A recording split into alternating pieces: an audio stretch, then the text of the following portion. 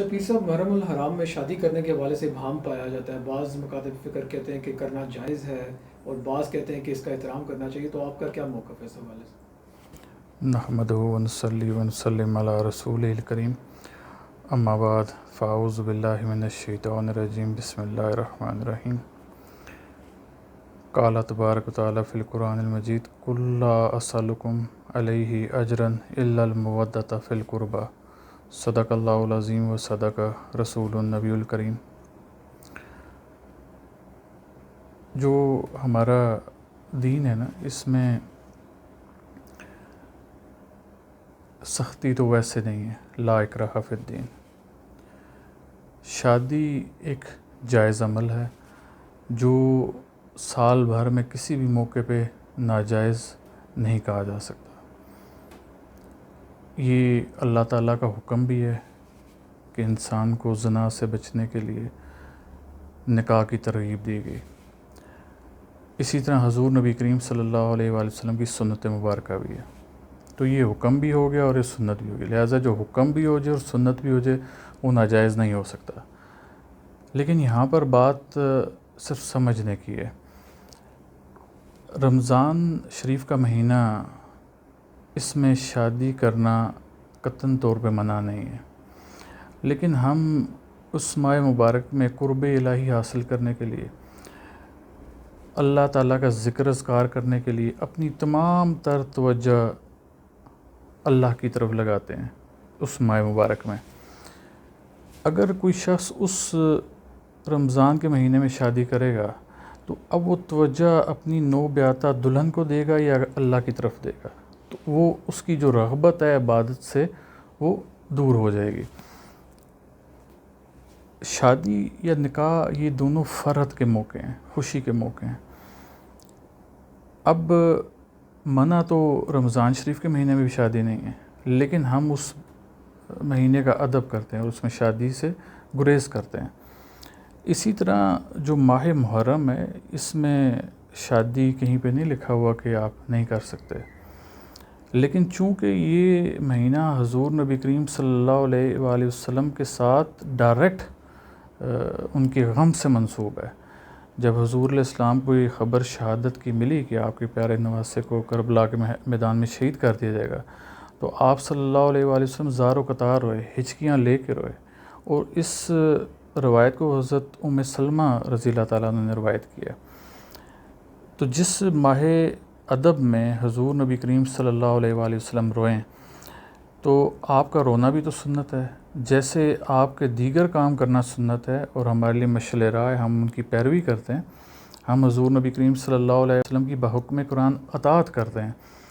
تو جب ہم ان کی اطاعت کر رہے ہیں دیگر معاملات میں، تو پھر اس ماہ غم میں رونا بھی تو آپ کی سنت ہے.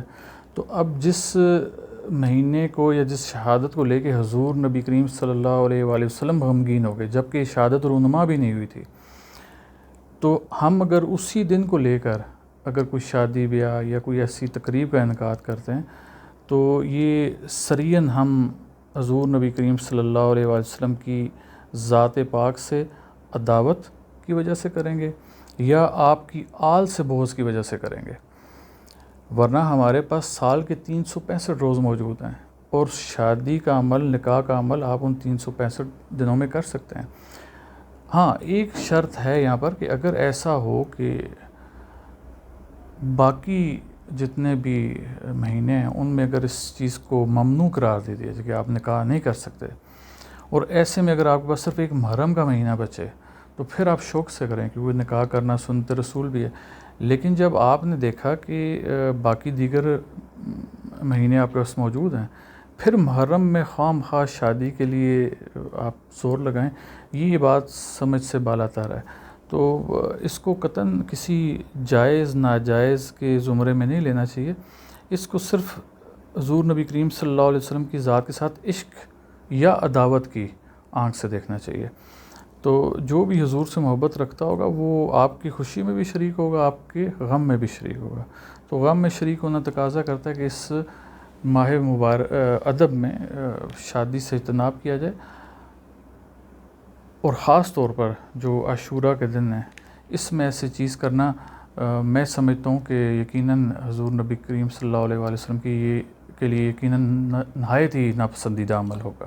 اچھا پیر صاحب، اس پہ آپ نے فرمایا کہ مولا حسین علیہ السلام کے غم میں رونا سنت رسول صلی اللہ علیہ وسلم ہے، تو بعض لوگوں کا یہ بھی کہنا ہے کہ نکاح بھی تو سنت رسول ہے، تو اس پہ کس سنت کو زیادہ ترجیح دی جائے گی؟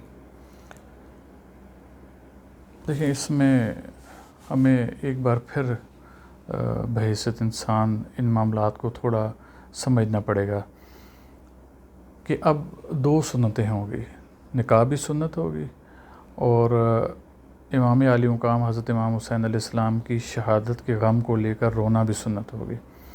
تو جب دو سنتیں آپس میں متصادم ہوں، تو آمنے سامنے آ جائیں، تو ایسی صورتحال میں انسان کو اپنی عقل سے کام لینا پڑے گا، اور عقل یہ تقاضا کرتی ہے کہ جب آپ نے گنجائش نکالنی ہے کہ آیا ہم چونکہ نکاح کے آڑے غم کے ایام آ رہے ہیں یا غم کے ایام کے آڑے نکاح آ رہا ہے، تو جو چیز آڑے آ رہی ہے ہم نے اس کی گنجائش پیدا کرنی ہے، کسی اور مہینے میں، کسی اور ماہ میں شفٹ کرنا ہے۔ اب یا تو ہم ایسا کریں کہ ہم ان ایام غم کو شفٹ کر دیں کسی اور مہینے میں، ایک صورت تو یہ بنتی ہے۔ دوسری صورت یہ بنتی ہے کہ اگر ایام غم آ گئے اور ایک طرف نکاح والا معاملہ آ گیا، تو ہم نکاح کو تو شفٹ کر سکتے ہیں، لیکن ہم ایسا تو نہیں کر سکتے کہ ہم 9ویں اور 10ویں محرم کے دن کو کسی اور مہینے میں شفٹ کر دیں۔ تو جو چیز ایک ماہ سے دوسرے میں شفٹ ہو سکتی ہے یا آسانی سے ہو سکتی ہے، تو عقل یہ تقاضا کرتی ہے، اور میں اس سے بڑھ کر کہوں گا، عقل کو ایک سائڈ پہ رکھتے ہوئے حضور نبی کریم صلی اللہ علیہ وآلہ وسلم کی ذات کے ساتھ حب، آپ کا تعلق، آپ کا عشق یہ تقاضا کرتا ہے کہ آپ پھر جو نکاح والی سنت ہے آپ اس کو کسی اور دن کے اوپر لے جائیں، کسی اور ماہ میں لے جائیں۔ اچھا پیر صاحب، یہ کہا جاتا ہے کہ نکاح جو ہے وہ حکم بھی ہے اور سنت رسول صلی اللہ علیہ وسلم بھی ہے، جبکہ مولا حسین علیہ السلام کے غم میں رونا صرف سنت رسول ہے، تو اس بارے میں اب آپ کی کیا رائے ہے؟ یہ جو آیہ مبارکہ میں نے آغاز میں تلاوت کی، سورہ شورى کی یہ 23 نمبر آیہ مبارکہ، اس میں اللہ تعالیٰ فرماتے ہیں کہ اے پیغمبر فرما دیجئے کہ میں تم سے اجر رسالت نہیں مانگتا مگر اپنے قرابت داروں کی محبت مانگتا ہوں۔ اب جو محبت ہے نا، یہ ہم سے تقاضا کرتی ہے کہ اگر حضور سے ہم حقیقی معنوں میں عشق، حب یا محبت رکھتے ہیں، تو یہ محبت تقاضا کرتی ہے کہ جب آپ کے جو خوشی کے ایام ہوں ہم ان میں خوش بھی ہوں، جن میں یہ ثابت ہو کہ حضور علیہ السلام خوش ہوئے، اور جو آپ کے غم کے ایام آئیں پھر اس میں ہم غمگین بھی ہوں۔ اگر آپ روئے ہیں تو ہمارا رونا بھی اس سنت میں بھی آئے گا اور وہ حکم میں بھی آئے گا۔ حکم ایسے آئے گا جب اللہ نے فرما دیا کہ آپ اجر رسالت میں کچھ اور نہ مانگیں، آپ اپنے قرابت داروں کی محبت مانگیں، تو ان سے بڑے قرابت دار کون ہوں گے جو حضور کی چھاتی پہ چڑھ کے سوتے تھے، جو حضور کے کندھوں پہ سفر کرتے تھے، جن کے لیے اور تو اور سجدے لمبے ہو گئے۔ پھر جب ہمیں یہ تو بتا دیا کہ جمعے کے 2 خطبے ہوتے ہیں، لیکن ہم یہ سمجھنے سے قاصر ہیں آخر 2 خطبے ہوئے کیوں؟ کیا معاذ اللہ حضور علیہ السلام ایک وقت میں کھڑے ہو کر خطبہ مکمل نہیں کر سکتے تھے؟ کیا ان کو اتنے چھوٹے سے خطبے کے لیے بیٹھنا ناگزیر ہو گیا تھا؟ نہیں، ایسا نہیں تھا۔ یہی وہ ہستیاں تھیں جو صفیں پھلانگتی ہوئی آئیں اور حضور علیہ السلام نے خطبے کو وہاں پر چھوڑا اور ان کو اٹھا کر اپنے ساتھ بٹھایا، پھر دوبارہ خطبہ سٹارٹ کیا۔ تو یہ حضور کے قرابت دار، ان سے محبت تو اللہ تعالیٰ کی ذات کہہ رہی ہے کہ رسالت کے اجر میں اور کچھ نہ مانگنا بلکہ ان کی محبت مانگنا۔ تو ان کی محبت یہ تقاضا کرتی ہے کہ آپ جو ایام غم ہیں ان میں آپ قطعاً کوئی ایسے معاملات نہ کریں جو کہ حضور نبی کریم صلی اللہ علیہ وآلہ وسلم کو ناپسندیدہ ہوں۔